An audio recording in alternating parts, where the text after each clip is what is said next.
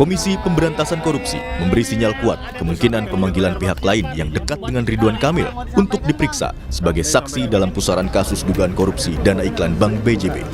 KPK menegaskan tidak akan pandang bulu dalam memanggil siapapun yang keterangannya dibutuhkan untuk membuat terang perkara korupsi dana iklan Bank BJB periode 2021-2023. Di mana dalam proses penyidikannya KPK telah melakukan pemanggilan permintaan keterangan kepada saudara RK terkait dengan dugaan aliran uang yang bersumber dari dana non-budgeter yang merupakan sisa anggaran yang tidak digunakan sebagaimana mestinya dalam pengadaan belanja iklan tersebut. KPK melakukan follow the money, ada dugaan bahwa aliran uang tersebut tidak berhenti di Pak RK saja. Nah, ini kemudian ditelusuri apakah uang-uang itu kemudian untuk pembelian aset atau dialirkan kepada pihak-pihak lainnya. Ini Menanggapi hal itu, kuasa hukum Ridwan Kamil bilang ia tidak tahu siapa orang dekat RK yang akan dipanggil KPK, termasuk soal seseorang berinisial AK. Kuasa hukum RK bilang hal tersebut sepenuhnya kewenangan KPK. Dibeli dari keluarga B.J. Habibie serta motor Royal Enfield, disebut RK berasal dari uang pribadi.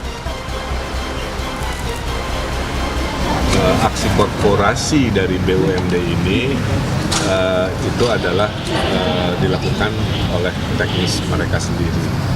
Gubernur hanya mengetahui aksi korporasi BUMD ini kalau dilaporkan, satu oleh direksi, dua oleh komisaris selaku pengawas, tiga oleh kepala biro BUMD atau menteri BUMN-nya kan.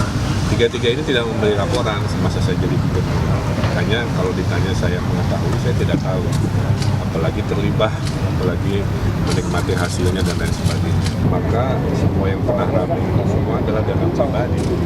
Dana pribadi sendiri tidak ada hubungan dengan perkara yang dimaksud kira-kira. Sebelumnya, pada 22 Agustus lalu, KPK memeriksa selebgram Lisa Mariana.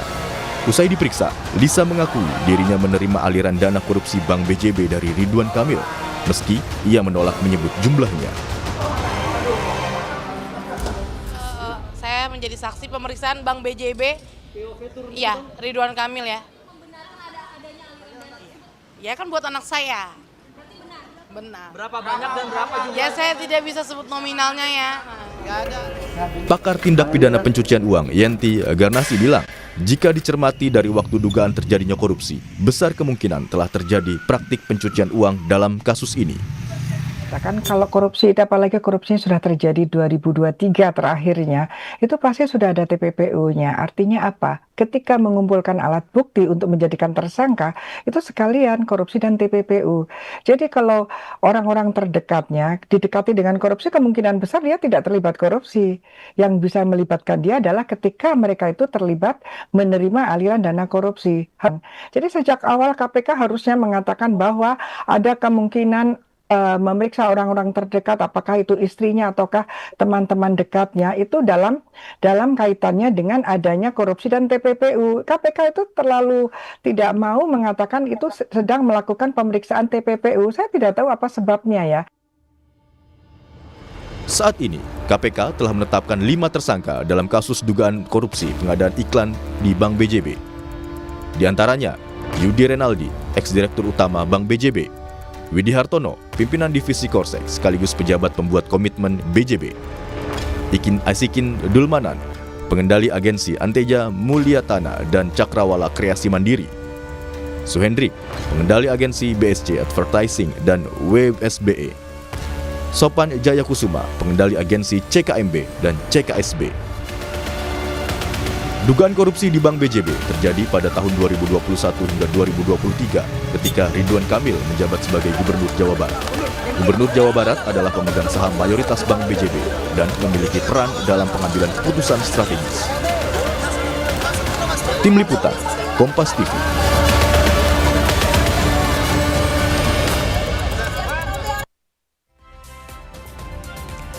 KPK memberi sinyal kuat kemungkinan pemanggilan pihak lain yang dekat dengan Ridwan Kamil untuk diperiksa sebagai saksi dalam pusaran kasus dugaan korupsi dana iklan Bank BJB. Apakah langkah ini memanggil orang-orang untuk bisa melacak aliran dana dugaan korupsi iklan BJB ini sudah tepat? Kita akan bahas bersama dengan peneliti Pusat Kajian Anti Korupsi Hukum UGM, Zainur Rohman. Selamat pagi, Mas Zainur. Selamat pagi. Ya, saudara, sebelumnya kami juga sudah mencoba untuk menghubungi dan juga mengundang kuasa hukum Ridwan Kamil untuk bergabung di pagi hari ini, namun yang bersangkutan berhalangan untuk bisa bergabung. Saya akan langsung tanyakan kepada Mas Zainur, ini terkait dengan fokus KPK yang sekarang ingin memeriksa orang-orang terdekatnya Ridwan Kamil untuk mengetahui aliran dana yang diduga hasil korupsi, seperti itu, Mas. Tapi di sisi lain juga terkait dengan sumber uang yang mungkin digunakan oleh Ridwan Kamil untuk bisa membeli aset ataupun memberikan uang ke orang-orang ini juga kita belum jelas ini dari mana. Apakah tepat kemudian menelusuri alirannya terlebih dahulu tanpa kita tahu sumbernya jelasnya dari mana? Ya, ini sepertinya KPK cukup berlarut-larut ya terkait dengan penanganan korupsi Bank BJB karena ini sudah relatif lama ya. Jadi kan ini ada dugaan korupsi dalam bentuk markup ya. Ada belanja iklan di BJB itu sekitar 400 miliar, tetapi ternyata yang dibayarkan kepada vendor itu ada kemahalan sejumlah 222 miliar. Nah, 222 miliar itu dianggap sebagai kerugian keuangan negara yang kemudian dana itu digunakan sebagai dana non-budgeter. Nah, dana non-budgeter ini mengalir kemana saja? Itu kan yang jadi pertanyaan. Apakah ada yang mengalir ke RK? Apakah ada yang mengalir ke pejabat-pejabat yang lain? Atau adakah kaitannya dengan kontestasi pemilihan umum di tahun 2024?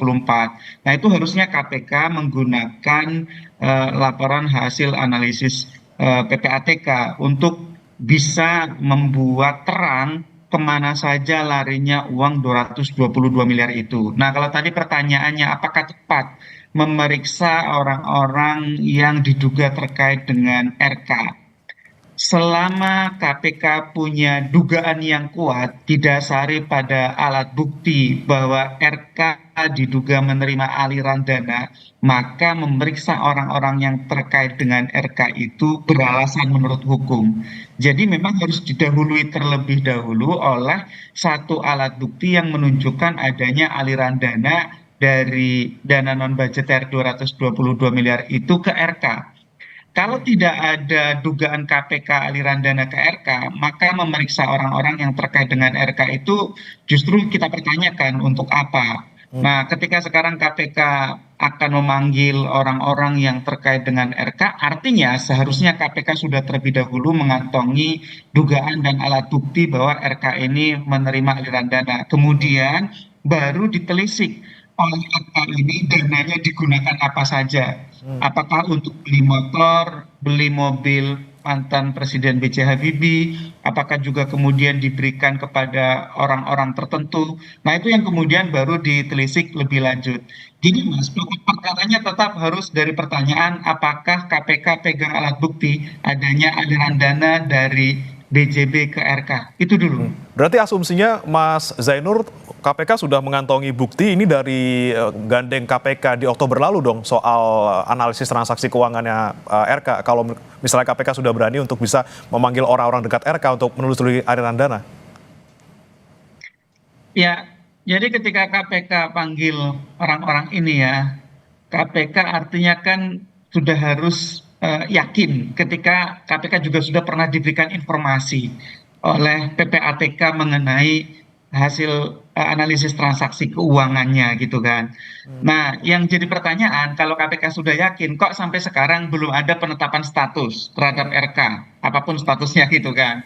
Nah, ini kan kemudian menjadi pertanyaan publik, apa yang sedang dimainkan oleh KPK, apa yang sedang strategi dijalankan oleh KPK, kemudian KPK justru memanggil orang-orang di sekitar RK ini. Memang di dalam pengungkapan TPPU ya, money laundering itu ada metode yang disebut sebagai lifestyle analysis. Lifestyle analysis itu adalah penegak hukum melakukan analisa terhadap gaya hidup dari seorang penyelenggara negara untuk menunjukkan apakah ada pengeluaran-pengeluaran yang wajar dibandingkan dengan penghasilan yang sahnya atau tidak gitu ya. Misalnya begini, misalnya ada bentuk-bentuk gaya hidup yang jauh dari profil penghasilan sahnya. Atau misalnya dalam konteks lain ya, saya tidak bicara kasus ini, misalnya ada pengeluaran kepada wanita-wanita sebagai, saya tidak tahu, hubungan-hubungan tertentu di luar hubungan pernikahan misalnya, itu kan oleh penegak hukum ini sudah menjadi praktik di dunia ya, biasanya menjadi pintu masuk. Kan biasanya ketika hubungan suami istri itu uang diketahui oleh suami dan istri. Nah, untuk membiayai gitu ya, misalnya hubungan lain biasanya itu kan menggunakan biaya-biaya yang tidak resmi yang kadang-kadang juga bisa bersumber dari biaya yang haram gitu ya.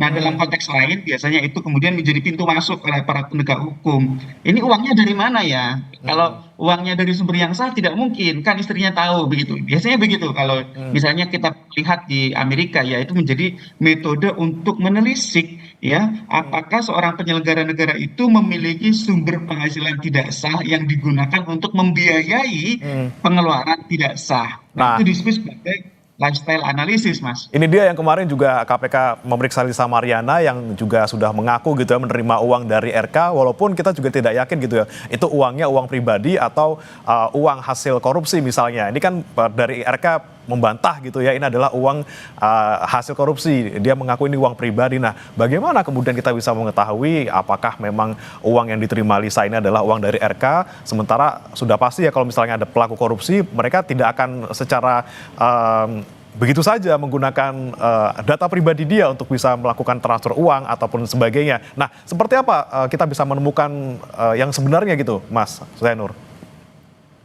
Ya, tentu semua harus berbasis pada analisis transaksi keuangan. Ya, analisis transaksi keuangan itu artinya uang masuk dari mana saja, uang keluar kemana saja. Nah, tadi bagus sekali pertanyaannya. Kan tidak mungkin seorang pelaku tindak pidana korupsi itu menggunakan rekening dengan nama sendiri gitu ya. Betul. Biasanya para pelaku tindak pidana korupsi itu menggunakan nomine gitu ya. Jadi ada proksi yang digunakan, ada rekening lain, ada pihak lain yang dititipi sebagai tempat untuk menerima uang, sebagai tempat untuk mengeluarkan uang. Biasanya apakah itu ada ajudan, pembantu, anak buah, bahkan mungkin orang lain yang namanya tidak dikenal. Ada sekarang metode membeli rekening kosong gitu ya, kemudian rekening kosong itu digunakan untuk menampung hasil kejahatan dan menggunakannya untuk kejahatan juga. Jadi KPK itu perlu untuk menelisik secara lengkap transaksi keuangan yang terjadi pada RK dan orang-orang sekitarnya, itu yang pertama. Yang kedua adalah perlu memadukannya dengan keterangan saksi-saksi. Yang ketiga menurut saya yang paling penting juga adalah melakukan audit digital forensik begitu ya. Jadi kalau ada dugaan telah terjadinya tindak pidana, kan KPK bisa melakukan penyitaan terhadap gawai, terhadap gadget gitu ya. Gadget itu merekam semua komunikasi yang dilakukan oleh seseorang begitu ya, dan biasanya di situ ada harta karun informasi bagi penegak hukum untuk bisa tahu secara lengkap cerita bagaimana sebuah kejahatan itu terjadi. Jadi menurut saya memang tidak boleh mengandalkan pada satu metode, harus digabungkan dengan beberapa metode untuk mengetahui apakah ada aliran dana dari tindak pidana korupsi dan kemudian dialirkannya kepada pihak-pihak lain.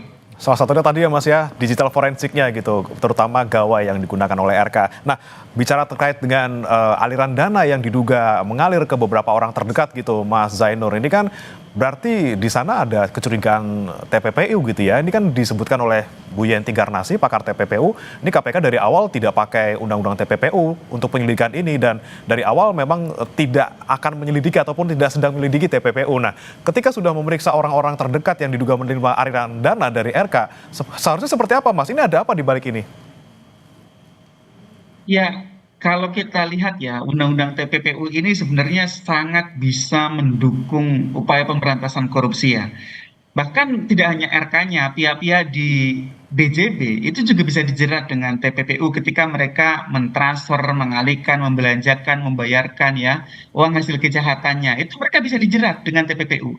Di pasal 75 Undang-Undang TPPU itu di sana dikatakan bahwa ketika penyidik memiliki alat bukti dugaan terjadinya TPPU, maka itu bisa digabungkan dengan pokok perkaranya yaitu tindak pidana korupsi. Jadi bisa dijerat dengan dua pasal, pasal tipikor dan pasal pencucian uang TPPU. Nah, itu untuk memudahkan agar kemudian pola alirannya itu bisa tergambar dengan lengkap dari si pentransfer, si pemberi gitu ya. Nah yang kedua Mas, kan Undang-Undang TPPU itu kan ada TPPU aktif yaitu memberikan dan TPPU pasif yaitu menerima gitu ya. Bagi pihak-pihak yang menerima aliran dana yang diketahuinya atau patut diduga berasal dari kejahatan, itu juga bisa dijerat dengan tindak pidana gitu ya. Itu ada di pasal 5 Undang-Undang TPPU. Jadi ketika misalnya seseorang menerima aliran dana, dia tidak bisa berkilah misalnya, oh ini kan saya hanya dikasih, ya ada pemberian yang wajar atau pemberian yang tidak wajar. Apakah itu didasarkan pada satu transaksi yang sah atau transaksi yang tidak sah? Misalnya jual beli wajar, misalnya membeli mobil, itu bukan TPPU. Tetapi kalau misalnya ya, orang sekadar dikasih dalam jumlah yang fantastis, dia menduga itu harus dari tindak pidana, itu bisa dijerat dengan TPPU pasif. Sehingga memang saya setuju dengan ketika ada pendapat yang mengatakan harusnya KPK menggunakan TPPU ini sejak awal.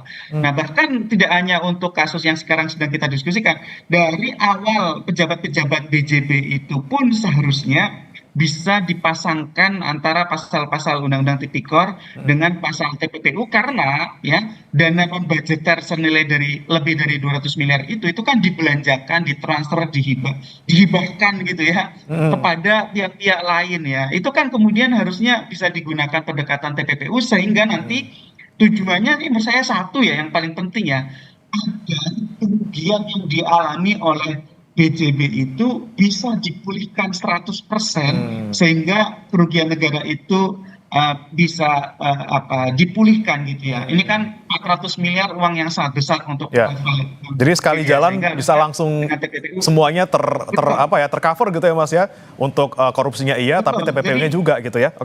Oke, Mas Zainur, untuk status dari RK sendiri sampai sekarang masih saksi, padahal penggeledahan sudah dilakukan dari Maret gitu ya, sudah menyita beberapa kendaraan dan juga ada sejumlah barang bukti elektronik gitu. Ini sampai Desember belum ada perubahan status ataupun update gitu ya. Ini sebenarnya terlibat atau tidak? Nah, ketika kita melihat peran RK sebagai Gubernur Jawa Barat ketika dugaan korupsi terjadi di BJB, yang mana pasti perannya sangat besar sebagai seorang gubernur, sebagai pemegang saham terbesar dari BJB. Nah, kemungkinan RK menjadi tersangka seperti apa, Mas Zainur? Itu pertanyaan kita kepada KPK ya. Jadi sebenarnya ini KPK menurut saya sudah terlalu lama, dan ketika KPK sudah membuka ke publik ya apa yang menjadi persoalan di sekitar RK ini, saya harap KPK punya alat bukti yang kuat gitu ya sampai kepada tahap selanjutnya. Jangan sampai ketika ini sifatnya sudah publik seperti ini ternyata KPK tidak punya alat bukti keterlibatan dari RK, maka itu sama saja dengan membunuh karakternya gitu ya. Jadi memang ini harus menjadi pelajaran penting bagi KPK untuk memisahkan ya mana yang seharusnya investigasi dilakukan secara tertutup dan mana yang perlu diumumkan kepada publik sebagai bentuk transparansi. Nah, kalau tadi pertanyaannya RK sebagai gubernur kewenangannya sangat besar, RK sebagai gubernur ex officio dan seterusnya gitu ya, tentu itu semua tidak akan berarti tanpa adanya alat bukti. Alat bukti yang menunjukkan adanya aliran dana dari BJB kepada RK baik langsung maupun menggunakan nomine, menggunakan pihak lain untuk menampung dananya. Selama ada alat bukti itu harus ditetapkan sebagai tersangka. Tapi kalau tidak ada alat bukti itu, maka RK harus dipulihkan nama baiknya, harus direhabilitasi, harus kemudian dilindungi hak-haknya. Ini yang kemudian ditunggu dari KPK. KPK menurut saya ini sudah relatif lama ya untuk perkara ini, dan publik sudah menunggu-nunggu agar ya tidak menjadi sensasi di publik, tetapi murni merupakan satu bentuk penegakan hukum, sehingga tujuannya satu, kebenaran dan keadilan bisa terwujud, dan aset recovery 409 miliar itu bisa optimal, sehingga negara bisa dipulihkan kerugiannya. Itu yang paling penting. Kemudian Mas Zainur, lagi-lagi nih terkait bagaimana kemudian KPK menyelidiki adanya dugaan korupsi oleh RK. Ini kan sumber awalnya dari BJB 222 miliar, kemudian diduga itu mengalir ke RK, kemudian diduga juga mengalir ke orang-orang terdekat RK. Nah, kemudian dengan belum adanya ditemukan gitu ya ada bukti yang kuat bahwa RK sebagai tengahnya gitu ya, dari hulu kemudian tengah hilir. Nah, kemudian KPK justru lompatnya ke hilir dulu. Tadi seperti pertanyaan awal saya, apakah kemudian ini juga bisa menjadi progres yang signifikan untuk bisa membuktikan RK juga menerima dana tersebut di tengah gitu, bukan di hilirnya? Ya, harapannya tetap bisa ya, meskipun ini menjadi pertanyaan kita bersama, tapi kita dukung KPK. Silakan KPK lakukan pemeriksaan terhadap orang-orang yang diduga terkait dengan RK itu. Silakan, karena itu memang kewenangan KPK. Tapi sekali lagi yang paling penting sebagai ujung tombak pembuktian tetap adalah aliran dana. Apakah ada buktinya dari BJB kepada RK-nya? Soal kepada RK mengalir kemana saja itu yang sekunder. Yang primernya tetap menurut kami adalah dari BJB-nya. Nah, ini yang kemudian KPK harus kita dorong betul-betul ya untuk sampai kepada kesimpulan. Silakan kalau memang ternyata secara langsung tidak ketemu, secara tidak langsungnya itu yang harus diteliti oleh KPK. Apakah ada nomine, apakah ada proksi yang digunakan, apakah ada nama-nama pihak lain, siapapun itu gitu ya. Apakah itu pembantu, supir, ajudan, apakah itu saudara, kerabat, family, atau bahkan mungkin rekening yang dibeli dari black market gitu ya. Karena sekarang banyak rekening yang dijual untuk menampung hasil kejahatan, apakah itu kejahatan-kejahatan terkait dengan dunia digital gitu ya misalnya.